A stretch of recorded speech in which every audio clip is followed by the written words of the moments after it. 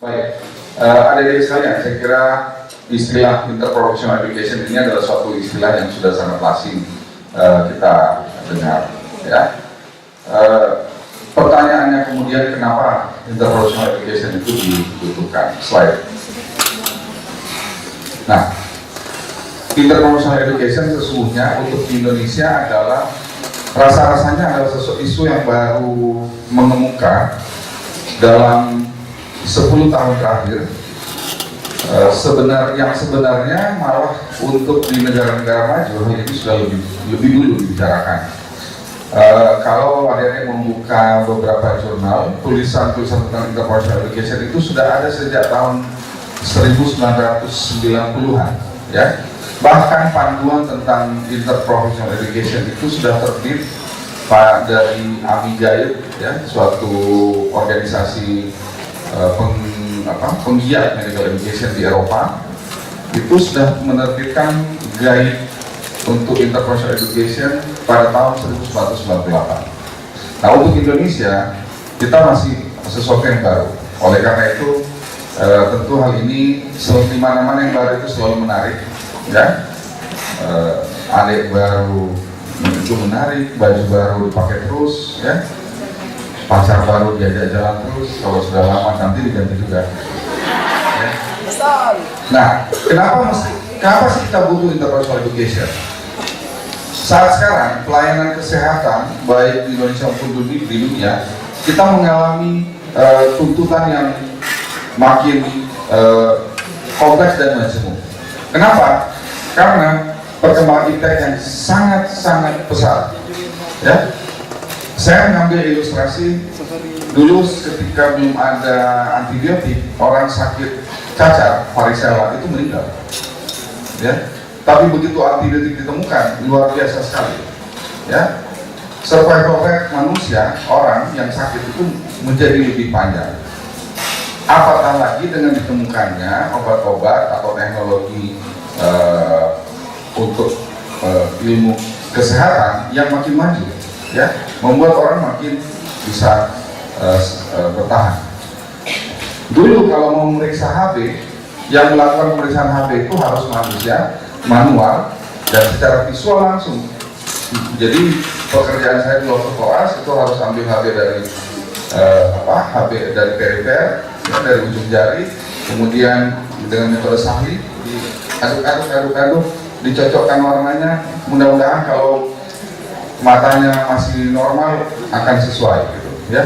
Tapi kalau baru bangun tidur masih kabur-kabur matanya, kemudian mengukur berapa HB-nya, bisa-bisa orang anemis atau malah menjadi HB-nya sangat tinggi. Tapi dengan teknologi yang ada sekarang semuanya diserahkan kepada mesin. Rasa-rasanya everything itu melalui mesin, sehingga sepertinya nantinya manusia akan mengalami kekurangan peran, ya, pengurangan peran dalam hal pelayanan kesehatan. Ya. Nah, itu tantangan untuk kita, sebab bagaimanapun juga mesin tidak akan bisa membaca perasaan pasien. Ya. Yang kedua, kita mengalami yang namanya transisi epidemiologi. Ya. Ketika penyakit menular saat sekarang masih sangat tinggi, misalnya TBC, kemudian malaria, kita belum berhasil menangani, masih sangat banyak kasusnya di Indonesia. Pada saat yang bersamaan penyakit tidak menular, misalnya hipertensi, DM, itu juga mulai meningkat. Bukan hanya itu, sekarang keganasan, CA, kanker, ya, cancer itu makin tinggi sekarang angka kejadiannya. Belum lagi angka kecelakaan lalu lintas, kecelakaan penerbangan itu adalah masuk dalam domain penyakit tidak menular. Saat sekarang sangat tinggi. Belum lagi perang, ya, itu semua adalah penyakit-penyakit tidak menular. Penyakit yang diakibatkan oleh stresor psikososial juga tinggi. Kita punya beban dua. Ketika dua beban ini belum selesai, kita dihantam dengan beban ketiga, yaitu penyakit yang belum pernah ada, yang kita sebut sebagai new emerging disease, ya, penyakit-penyakit yang baru muncul. Contoh misalnya HIV/AIDS, AIDS itu termasuk penyakit yang baru, karena baru ditemukan pada tahun 1980-an. Untuk 80 sampai sekarang sekitar kurang lebih 30 tahun, untuk umur dunia, umur bumi itu baru. Kalau Anda protes, oke, saya ambil contoh Ebola. Ebola tidak pernah ada sebelumnya, sekarang muncul. Jumlah angka kematian Ebola sekarang sudah mencapai angka lebih dari 2.000 kematian. Ya. Sebelum Ebola muncul MERS, ya, MERS atau MERS, ya, whatever. Middle East Respiratory Syndrome, penyakit saluran pernafasan yang menyerang negara-negara Timur Tengah. Nah, ini adalah tantangan kita. Sekarang musim haji.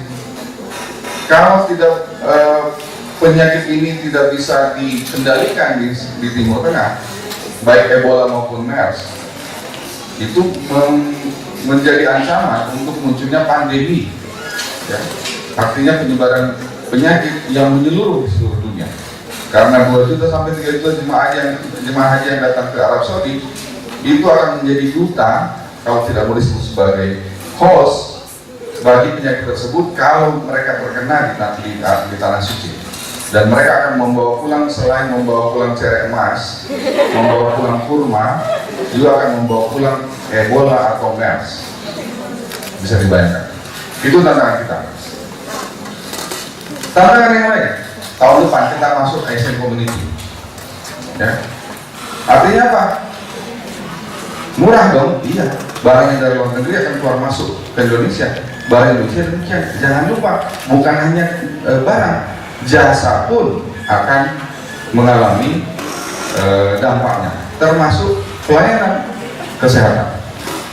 Petugas kesehatan, baik dokter, perawat, dan seterusnya, dari Indonesia akan sangat cair untuk keluar. Ya, sangat cair untuk keluar. Maksud saya bisa keluar dari Indonesia untuk bisa masuk ke negara-negara Asia. Tapi tolong jangan memikirkan serta-merta Anda selesai langsung bisa keluar. Setiap negara akan membuat kualifikasi masing-masing untuk bisa didatangi oleh petugas kesehatan. Dan demikian pula Indonesia.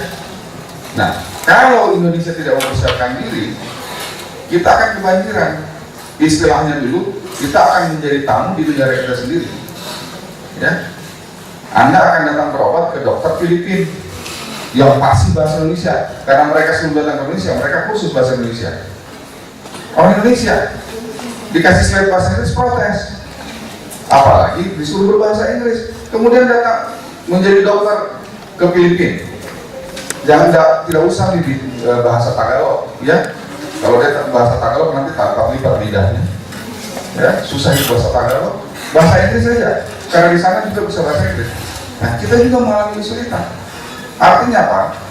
Dituntut perubahan dalam proses pendidikan kita juga, ya. Dan yang keempat, pelayanan kita yang masih terfragmentasi. Terfragmentasi karena orang datang ke sebuah rumah sakit yang menangani hanya dokter saja. Perawatan di mana? Perawat hanya kebagian asuhan keperawatannya saja. Tidak ada komunikasi antara dokter dan pasien. Lain anjuran dari dokter, lain pula anjuran dari perawat. Akhirnya apa? Mutu pelayanan kita tidak bagus. Pasiennya bingung, ikut yang mana?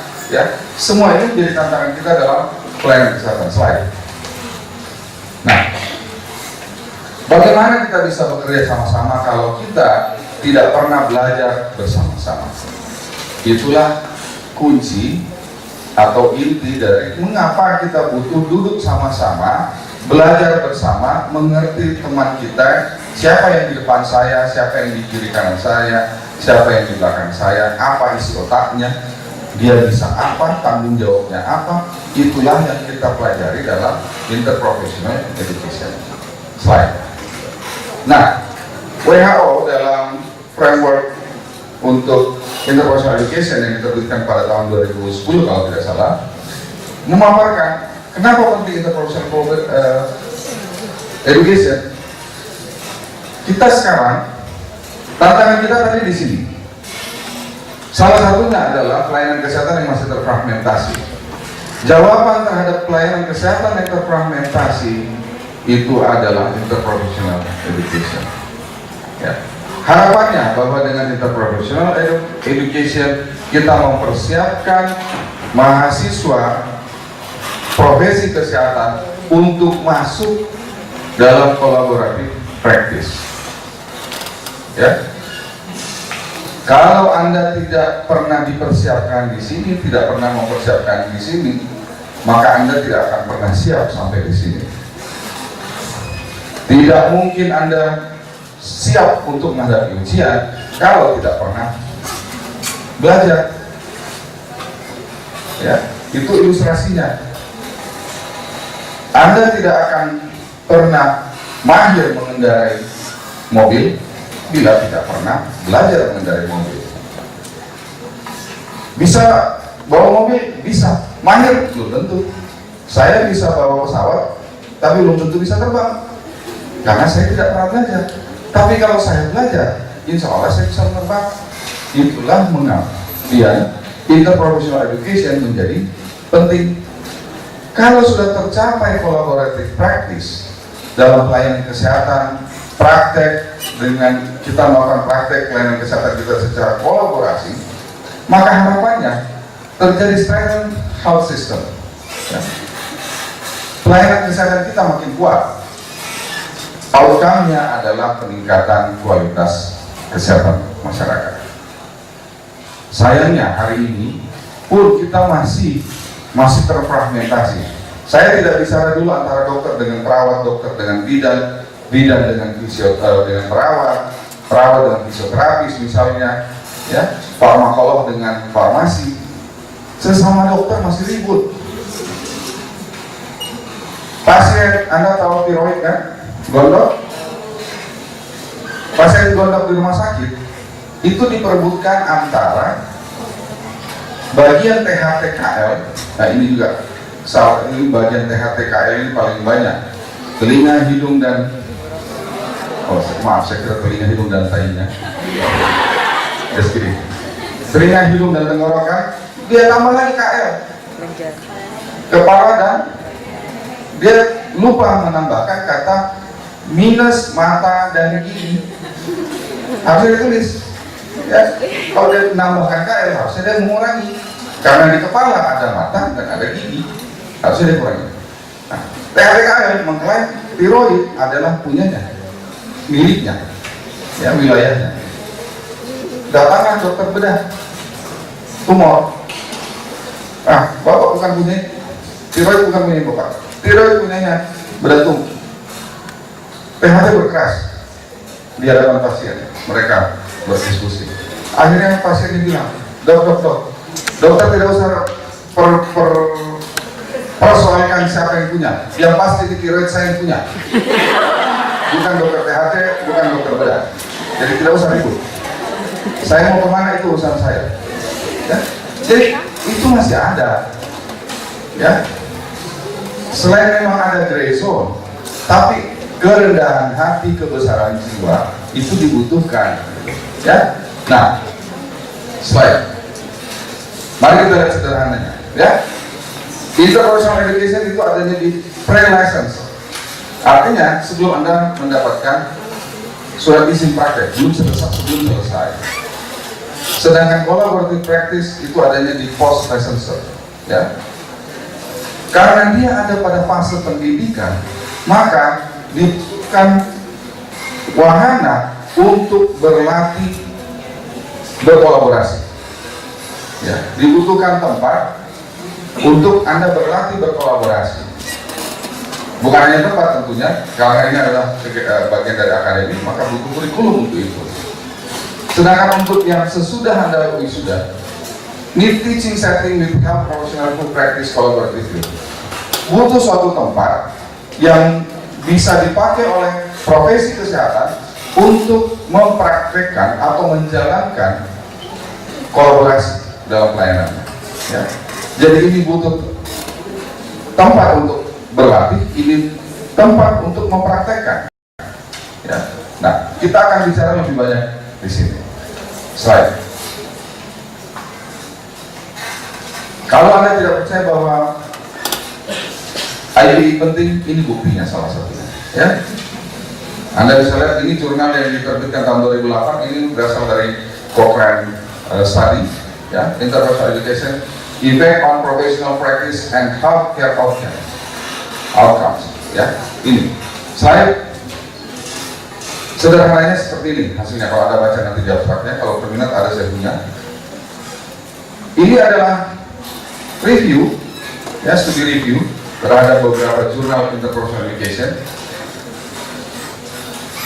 Dari 6 studi didapatkan bahwa interprofessional education itu meningkatkan budaya kerja di emergency department di UGD. Dengan interprofessional education, ternyata ketika mereka melakukannya setelah selesai, budaya kerjanya itu meningkat, terutama di UGD. Serta tingkat kepuasan pasien juga meningkat. Temuan yang kedua, tingkat kesalahan di UGD itu mengalami penurunan secara signifikan. Dampak dari interprofessional education. Yang ketiga, meningkatkan management of the care delivered to domestic violence victims, ya, khususnya KDRT ini.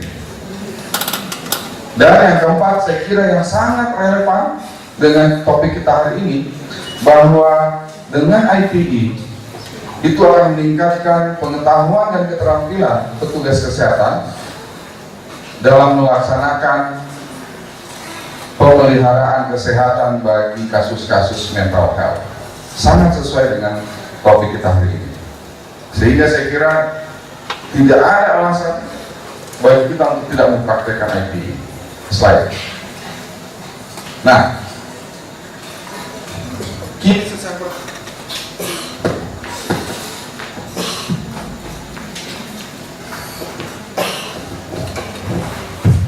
message yang pertama adalah pendidikan interprofesi itu bertujuan untuk menghasilkan tenaga kesehatan yang siap berkolaborasi.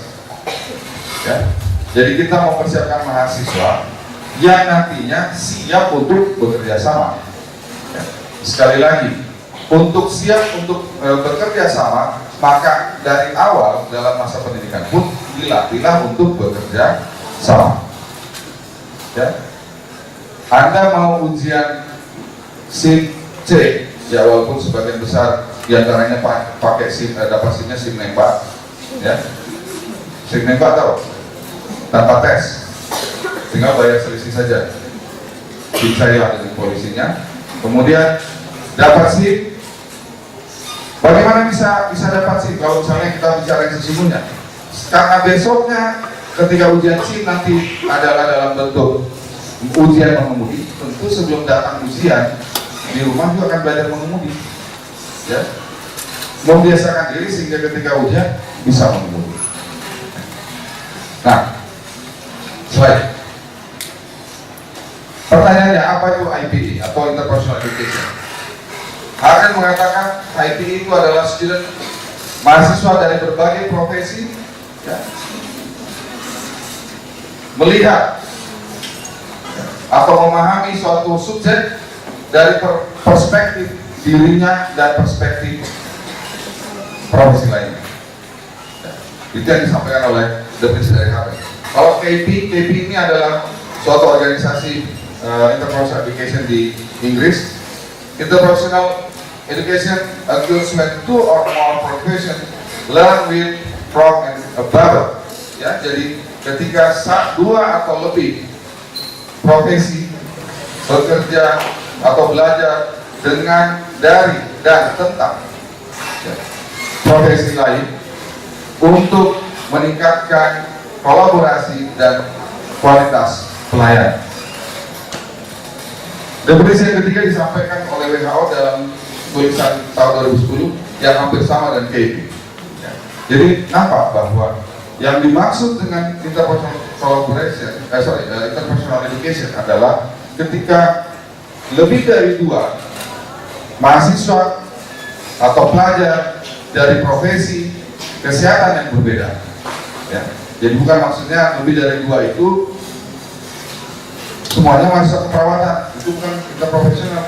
Tapi ada lebih dari 2 profesi yang bersama-sama. Mereka belajar apa? Belajar dengan pro, ya. Jadi belajar dengan sama-sama belajar. Kemudian saya belajar dari dia dan saya belajar memahami teman saya. Itulah yang disebut dengan with, from, and above. Ya. Dengan demikian nampak bahwa kalau kita mau menerapkan IPE, tidak bisa lagi melakukan pendidikan IPE dalam sangkar emas masing-masing program studi. Harus dibuka yang namanya sangkar itu, biarkan terjadi interaksi antara mahasiswa. Slide. WHO mengatakan, once students understand how to work in the professionally, they are ready to enter the workplace as a member of the collaborative practice team. This is a key step in moving health system from fragmentation to the position of strength. Jadi prinsipnya, mari kita persiapkan. Anda harus mempersiapkan diri untuk membuka diri, untuk bekerja bersama-sama, dimulai dengan belajar bersama-sama. Baik. Nah, apa yang akan diharapkan dari suatu IPE? Ini ada 3 kompetensi.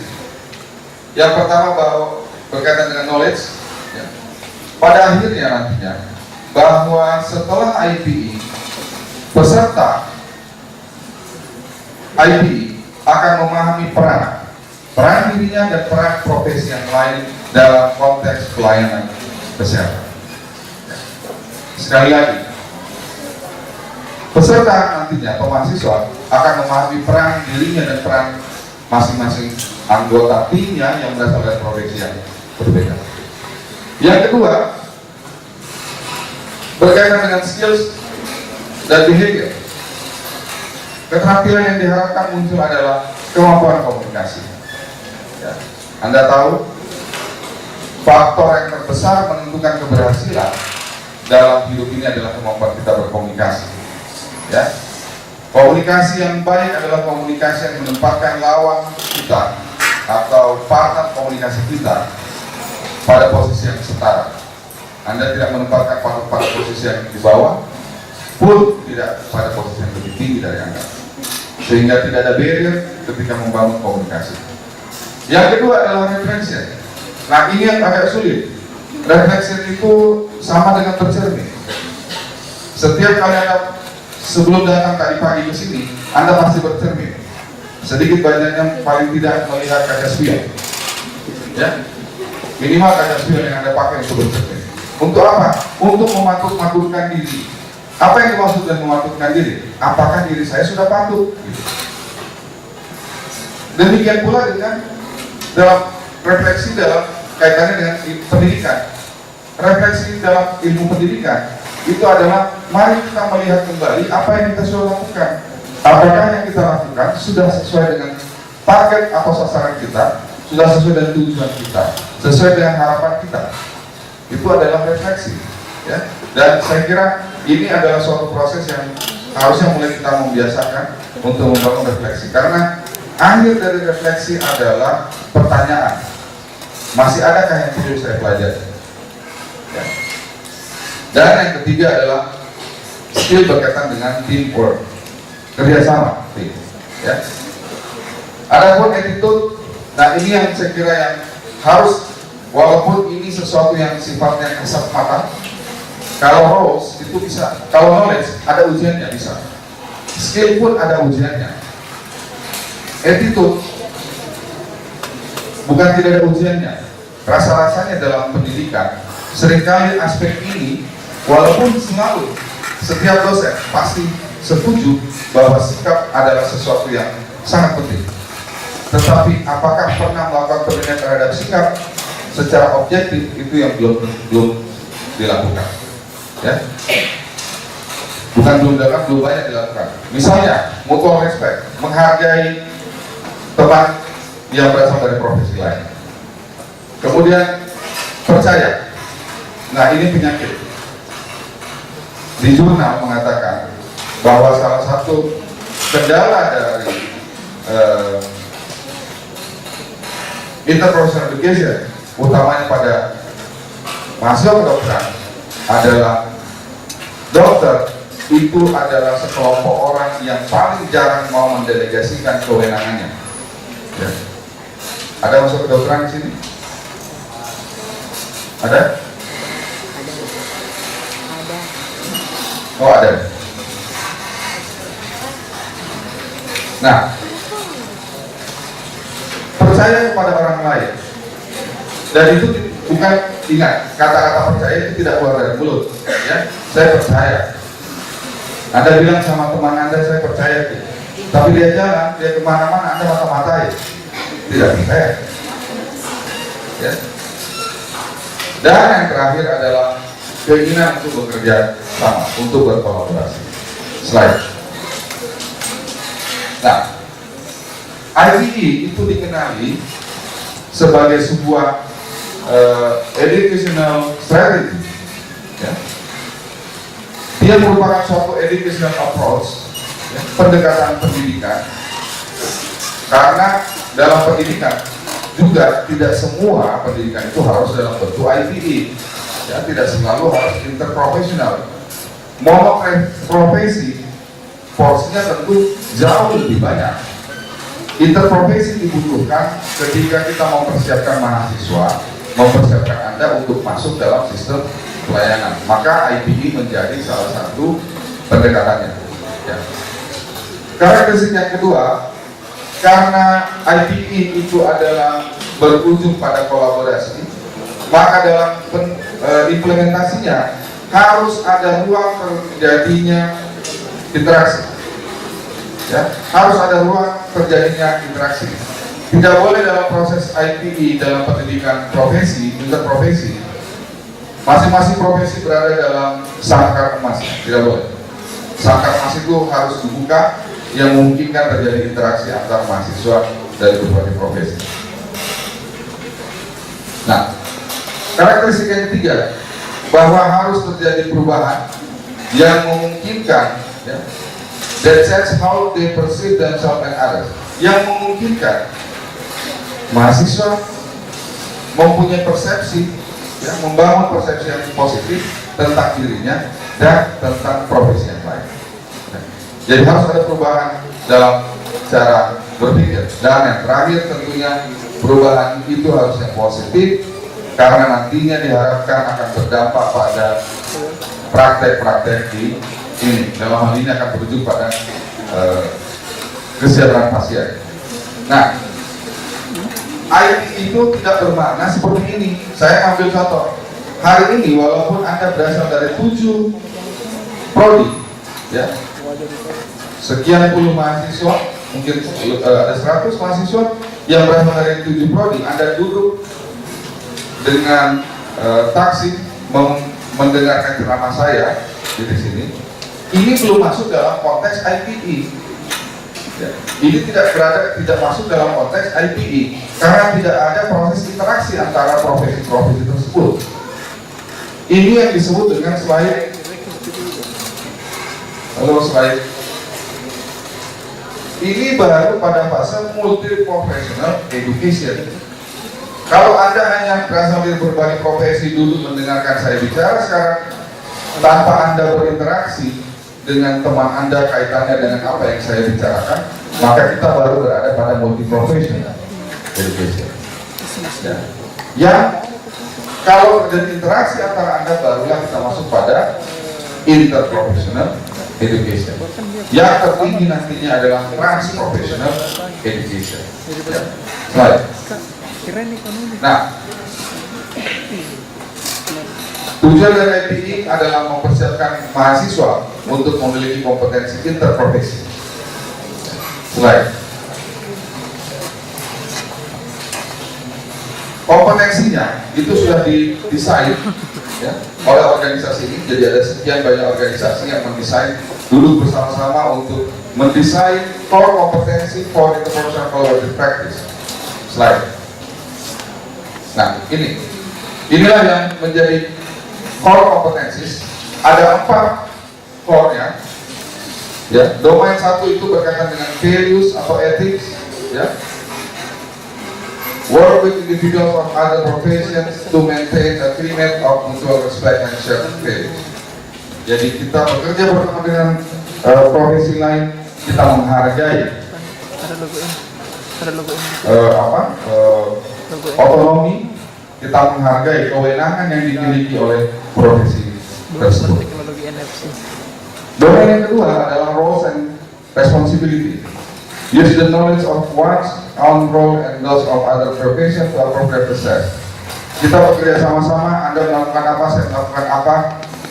Saya menyelesaikan tanggung jawab saya, Anda menyelesaikan tanggung jawab Anda untuk kesejahteraan pasien, Itu berkaitan dengan domain kedua. Detailnya ada pada, kalau Anda berminat, ini ada jurnalnya, maka Anda bisa lihat secara detail, ini ada indikator-indikatornya. Domain yang ketiga, ini berkaitan dengan IP communication, ya, yaitu kemampuan mahasiswa untuk berkomunikasi bukan hanya dengan sesama mahasiswa dari profesinya, sesama profesi, tapi juga dengan mahasiswa dari profesi yang lain, plus kemampuan berkomunikasi dengan pasien, dengan keluarga pasien, untuk kepentingan yang berfokus pada kesehatan pasien. Dan yang keempat adalah teams and teamwork. Kompetensi ini dibangun untuk salah satunya adalah kesadaran bahwa kehadiran satu profesi menjadi kunci bagi keberhasilan pelayanan kesehatan. Ya, tidak bisa Anda mengatakan tidak apa-apa, jadi tidak ada. Kita bisa jalan terus. Di lain pihak, individu yang terlibat juga harus menghargai bahwa kehadiran saya penting. Oleh karena itu, saya tidak boleh berada dalam posisi misalnya menjadi arogan, menjadi sombong, tidak mau mengalah. Karena pada akhirnya bukan yang, kalau interprofessional education berhasil, bukan profesi yang menjadi untung, tetapi masyarakat yang untung. Ya, itu yang menjadi fokus. Slide. Nah, kalau begitu, pertanyaannya, bagaimana cara kita mengajarkan interprofesi? Atau untuk Anda, di mana saya bisa belajar dengan pendekatan interprofessional education? Metode apa yang paling tepat? Sangat banyak. Slide. Nah, slide satu kali. Pertama, field work placement. Ya, jadi menempatkan mahasiswa dari berbagai profesi, misalnya di puskesmas, misalnya di komunitas. Ya. Yang kedua, case study. Ini bisa dilakukan di dalam kelas. Ini out class, ini in class. Ya, nanti tampilnya agak berselang-seling nantinya. Mungkin ada 5 mahasiswa dari 5 profesi, diberikan 1 lembar kertas, boleh dalam bentuk real atau simulated situation. Realnya, misalnya langsung pada pasien boleh, simulated pun bisa pada pasien, tapi simulated patient, atau dalam bentuk kertas. Ya, skenario dalam bentuk kertas, didiskusikan. Slide. Role play. Anda buat setting seolah-olah dia merupakan suatu puskesmas, suatu UGD, ya, itu dimungkinkan. Slide. Garasi. Ketika pada fase, misalnya pada masa kedokteran, ketika magang di rumah sakit, keperawatan pun ada fase magang di rumah sakit. Kebidanan demikian, sehingga dimungkinkan untuk melakukan komunikasi. Dalam sebuah jurnal dari Amiga juga yang ditulis oleh Prof. Harden, bahwa ternyata kerjasama antara mahasiswa kedokteran dan kebidanan di ruang partus, ruang persalinan, itu memberikan keuntungan bagi kedua belah pihak. Kenapa? Mahasiswa kedokteran kuat dalam hal teori tentang proses kehamilan dan partus, tapi mahasiswa kebidanan kuat dalam hal praktek bagaimana melakukan pertolongan persalinan. Kemampuan kedua profesi ini akan saling mengisi, saling feeding, saling menyuapi, sehingga mahasiswa kebidanan belajar teori lebih banyak dan mahasiswa kedokteran akan belajar praktek yang lebih banyak dari mahasiswa kebidanan. Tidak perlu ada yang merasa superior, ada yang merasa inferior. Ya. Slide. Bisa juga dalam bentuk structured practical experience, ya. Jadi dalam suatu praktek di laboratorium bisa dilakukan. Slide. Community placement, ini yang kami sudah lakukan di Unhas dalam bentuk KKN profesi kesehatan, ya. Dan kita sudah melakukan sebanyak 47 kali sejak tahun 2002. Ya. Nanti ada penjelasan. Slide. Community project, jadi membuat suatu project di komunitas yang melibatkan banyak profesi. Misalnya, project yang berkaitan dengan bagaimana mengaktifkan sebuah posyandu. Anda buat proposalnya, ingat kalau saya sebut proposal jangan selalu berpikirannya wani piro, ya, jangan selalu ujung-ujungnya adalah duit, gitu ya. Bukan. Proposal itu adalah usulan, ya. Uang itu salah satu komponen saja. Nah, ketika Anda diminta untuk bagaimana mengaktifkan suatu puskesmas, Anda duduk bersama dengan profesi yang lain, posyandu, Anda merancang posyandu yang efektif seperti apa, bagaimana cara mengaktifkannya, dan seterusnya. Ya, itu yang kita sebut sebagai community project. Slide. Cooperative learning, ya, ini bisa di kelas. Slide. Directed learning, slide. Small group discussion, ya, hampir sama tadi dalam bentuk diberikan kasus. Slide.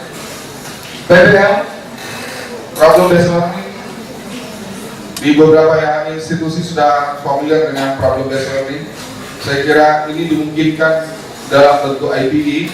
Jadi PBL-nya yang mahasiswa yang ber-PBL adalah mahasiswa dari berbagai profesi kesehatan, memberikan kasus yang didiskusikan adalah kasus yang memungkinkan terjadinya interaksi antar profesi. Ya. Slide. Atau bedside. Ya. Bedside teaching di rumah sakit itu bisa sekali, ini mirip dengan, ya, hampir sama dengan case study. Ya. Cuma kalau bedside learning itu ada tanpa panduan struktur yang terstruktur. Kalau case study itu ada panduan terstruktur. Pada bedside teaching, pasien, misalnya pasien post-stroke, itu akan dilihat secara bersama-sama oleh mahasiswa dari berbagai profesi. Misalnya dari mahasiswa kedokteran, mahasiswa keperawatan, mahasiswa fisioterapi, ya, mahasiswa farmasi barangkali, mahasiswa gizi, untuk melihat bagaimana cara penanganan pasien post-stroke. Ya. Jadi dilakukan di klinik setting. Ya. Slide. Nah, pertanyaannya, di mana diadakan? Kapan diadakan? Pada masa apa? Pada stase di mana? Ada dua pendapat yang mungkin berbeda satu sama lain, tapi prinsipnya nantinya kedua-duanya akan bagus.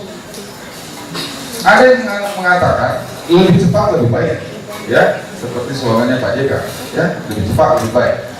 Nah, early in training, maksudnya early in training adalah setelah mahasiswa diterima jadi mahasiswa itu segera IT ini bisa diterapkan. Kenapa? Ada banyak pertimbangan. Pertama, mencegah terbentuknya negatif stereotype. Saya ambil contoh, saya dari kedokteran, saya tidak yang paling gampang. Mahasiswa kedokteran selalu merasa bahwa dialah mahasiswa yang terbaik, dialah mahasiswa, karena merasa profesi dokter adalah profesi yang paling tinggi status sosialnya, sehingga arogansi itu bisa muncul pada mahasiswa kedokteran. Nah, sebelum stereotip ini muncul, ya mungkin pertimbangannya karena mahasiswa yang masih gundul-gundul, masih culun-culun. Nah, kasih ikut di IPD supaya dia sadar bahwa dia bukan satu-satunya penyebab orang sembuh. Ya.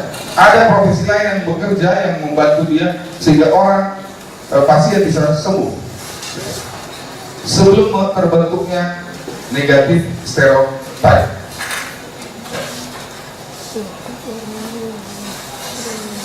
Ada juga yang berpendapat bahwa IPE itu sebaiknya diterapkan di akhir, ya, di akhir. Kenapa? Karena individuals must first be secure in his or her competency before can function as a team member.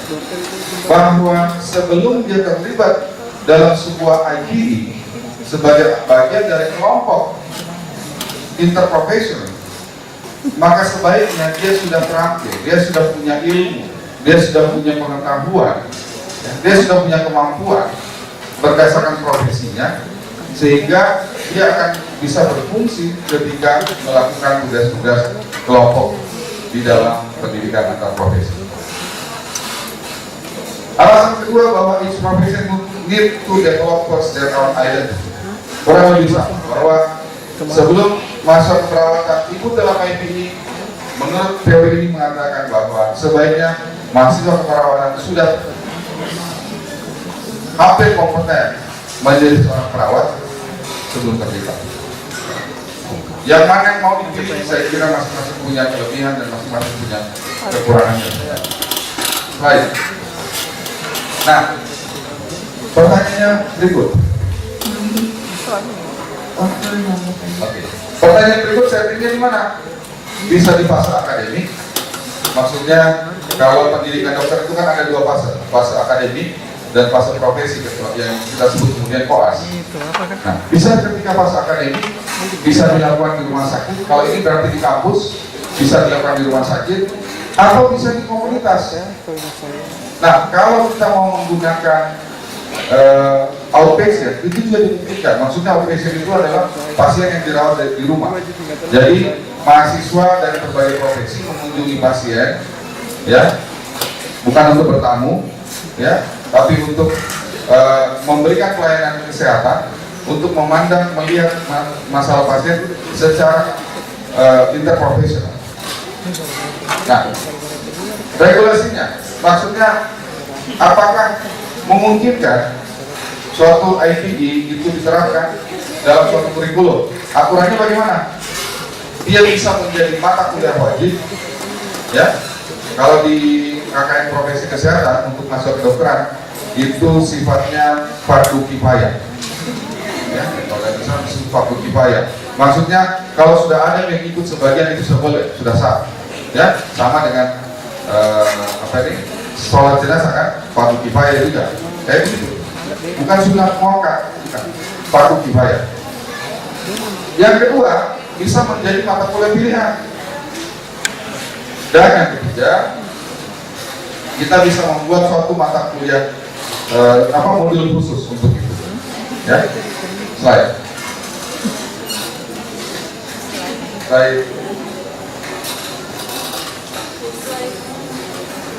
Slide.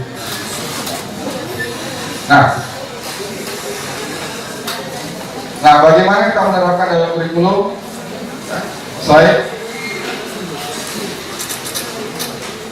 Saya ambil contoh. Ini kita belajar kasus dari Unhas, ya, khususnya dari profesi kesehatan. Kami sudah menjalankan KKN profesi kesehatan itu 47 angkatan sejak tahun 2002. Setiap tahun 3 angkatan.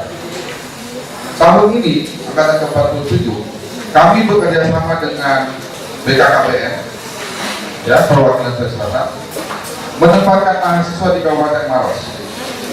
Ini ada logo Kabupaten Maros, ya. Menempatkan mahasiswa di Kabupaten Maros selama 8 minggu. Siapa yang terlibat? Temanya ini, Anda lihat, temanya adalah kependudukan, pembangunan keluarga dan keluarga berencana. Luas, yang memungkinkan berbagai profesi untuk terlibat. Selain apa yang mereka akan dapatkan, kompetensinya, pertama leadership, karena mereka akan ditempatkan di satu rumah warga tinggal 10 sampai 12 orang mahasiswa yang berasal dari minimal 7 profesi, karena di kami ada pendidikan dokter, ya, ada keperawatan, fisioterapi, kedokteran hewan, pendidikan dokter gigi, kesmas, gizi, dan farmasi. Ya. Nanti secara tidak disadari mulailah akan terbangun leadership. Siapa yang menjadi koordinator, siapa yang menjadi ketua, dan seterusnya. Kompetensi yang kedua, saya manajemen. Kompetensi yang ketiga adalah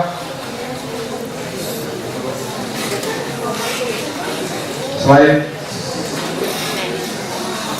kemampuan komunikasi, karena tidak mungkin 8 minggu ada 10 atau 12 orang diam-diam saja pasti ngomong.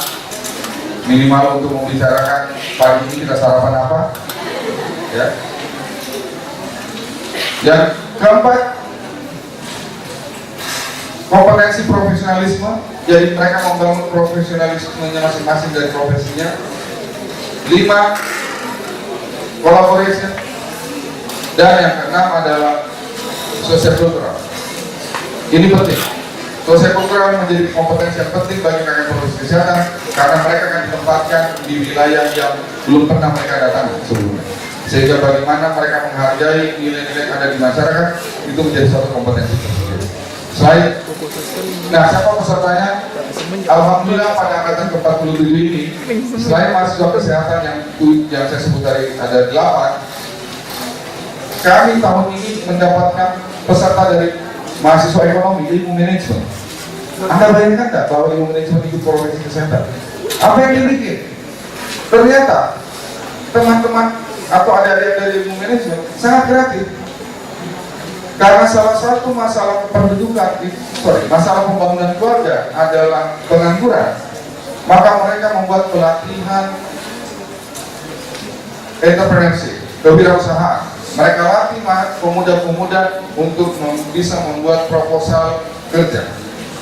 Dan ketika kami usulkan ini ke BKKBN, insya Allah tahun depan kita akan dapat bantuan bisa sampai 100 juta per desa setiap proposal yang diterima. Ya. Dan itu sudah dijawab langsung oleh BKKBN. Pertanian, bikin apa? Pertanian, ada dari pertanian membuat kebun obat keluarga. Enggak? Ya. Jadi halaman kosong yang tidak termanfaat oleh masyarakat, bekerja sama dengan masyarakat, mahasiswa membuat menjadi kebun yang isinya tanaman-tanaman obat yang bisa dimanfaatkan oleh keluarga. Peternakan bikin apa? Kebetulan di Maros, daerah Bantimurung banyak sapi yang berkeliaran, kotorannya banyak, berceceran di jalan-jalan, itu mengganggu estetik dan kesehatan. Mereka modifikasi, kotoran sapi diambil, difermentasi, jadilah pupuk cair. Ya, namanya pucanik, pupuk cair organik. Sorry, saya lupa menampilkan fotonya. Itu bisa dijadikan, ya kalau mau dibilang tapenya ya, karena difermentasi. Itu bisa punya nilai ekonomi yang tinggi, ya, dibanding kalau dibiarkan mengganggu estetik dan mengganggu kesehatan. Jadi nampak bahwa ketika seluruh profesi ini bersatu bersama-sama melihat masalah di masyarakat, maka masalah itu akan menjadi lebih mudah. Kembali orientasinya pada kesejahteraan masyarakat. Selain, nah ini foto mereka, ini berasal dari desa Al-Laere, kecamatan Tandrayu. Selain, nah mereka berasal dari berbagai profesi. Ya? Tidak, ini yang paling bagus lah. Teman Hanun ya. Mohon maaf, ini tidak dalam kaitan kampanye, walaupun waktu itu masih dalam masa kampanye. Semua tangannya 2. Kebiasaan memang mahasiswa foto begini. Jangan saya foto begini ya. Baik. Nah, apa yang dilakukan mahasiswa ini yang dilakukan aktivitasnya relokasi, ketika relokasi, ya, dan pasca lokasi. Prinsipnya mereka, jadi mereka akan tinggal selama 8 minggu di lokasi di sana. Alhamdulillah kemarin kena pemilu jadi ada libur 1 hari pulang untuk nyoblos. Kena lebaran kami liburkan 1 minggu. Ya, jadi adik-adik yang dari Malaysia pun sempat pulang dulu ke Malaysia baru kembali lagi. Ya.